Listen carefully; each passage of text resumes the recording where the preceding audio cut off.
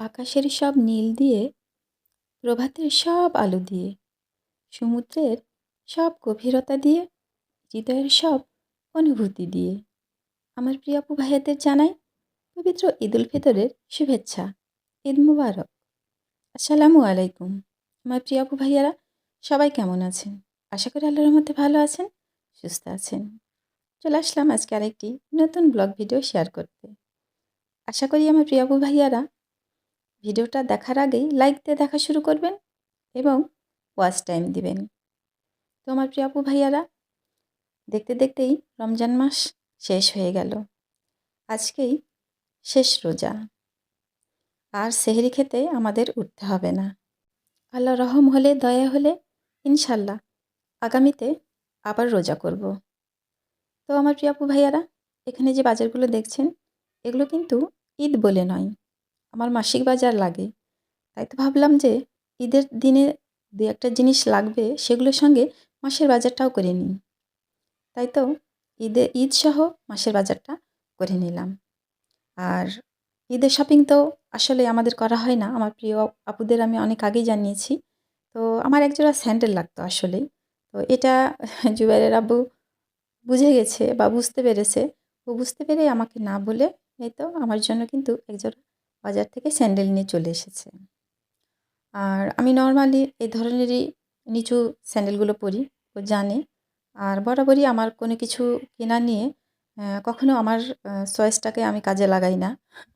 আমাকে যেরকম নিয়ে এসে দেয়, যেটা পছন্দ করে আলহামদুলিল্লাহ সেটাতেই আমি খুব খুশি। কারণ জুবেরের আব্বুর রুচির ব্যাপারটা আমি জানি তো, ও সবসময়ই ভালো কিছুই চয়েস করে আমাদের সাধ্যের মধ্যে, তার বাইরে অবশ্যই নয়।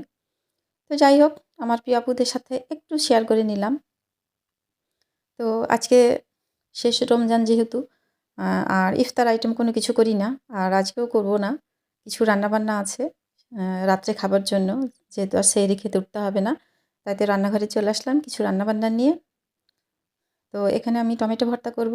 অনেক দিন হয়ে গেল টমেটো ভর্তা খাওয়া হয়নি।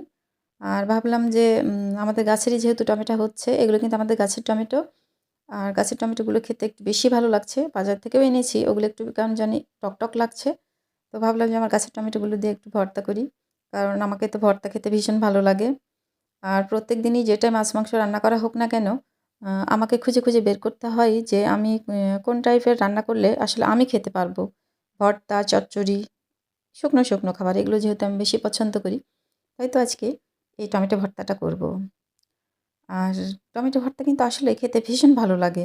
যদি ধনেপাতা থাকতো তাহলে আরেকটু ভালো হতো, কোনো সমস্যা নেই। ধনেপাতা ছাড়াই আজকে টমেটো ভর্তা করব।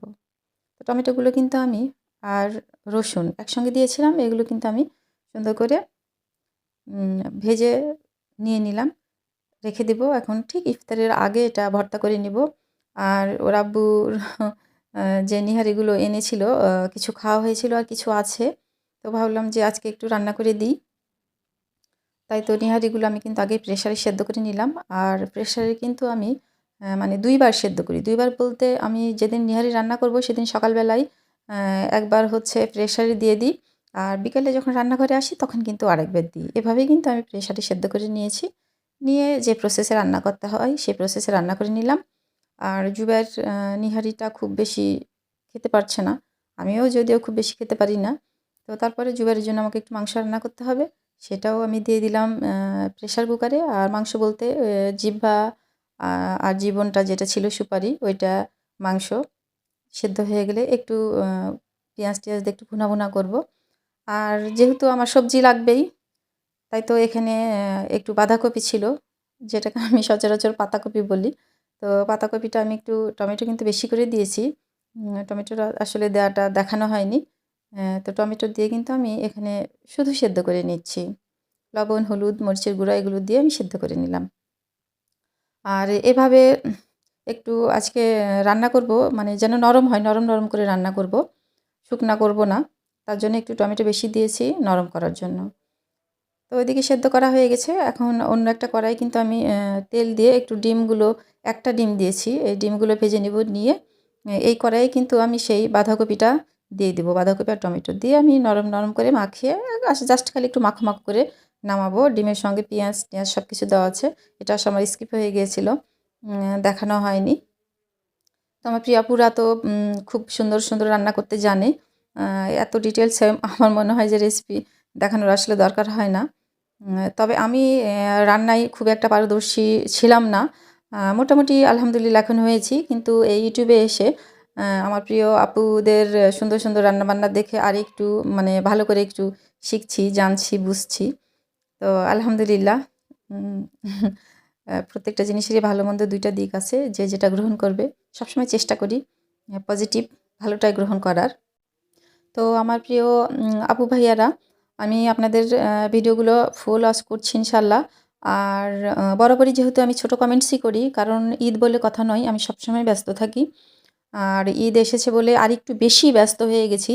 তাই তো ভিডিওগুলো শুধু অন করে চালু করে রাখছি আর শেষ হওয়া মাত্রই ছোট্ট করে একটা কমেন্টস করছি। হয়তো কমেন্টসগুলো আশানুরূপ খুব ভালো হচ্ছে না, কিন্তু সমস্যা নেই। আমি ওয়াচ টাইম দিতে একদমই ভুলছি না। আমার আসলেই মনে হয় যে আমার ভিডিও বা অন্য কারোর ভিডিওই হোক, আমার কাছে ওয়াচ টাইমটাই আসল। আর আমি যে ভিডিওটা ওয়াচ করেছি আর এটাই জানানোর বোঝানোর জন্য একটা কমেন্টসের দরকার হয় আসলে। তো যাই হোক, কথা বলতে বলতে কিন্তু আমার রান্নাবান্না সব শেষের পথে। এখানে মাংসটাও একটু ভুনা ভুনা করে নিচ্ছি। তো আমার প্রিয় আপু ভাইয়ারা সবাই ভালো থাকবেন, সুস্থ থাকবেন। আবারও সবাইকে ঈদ মোবারক। আল্লাহ হাফেজ।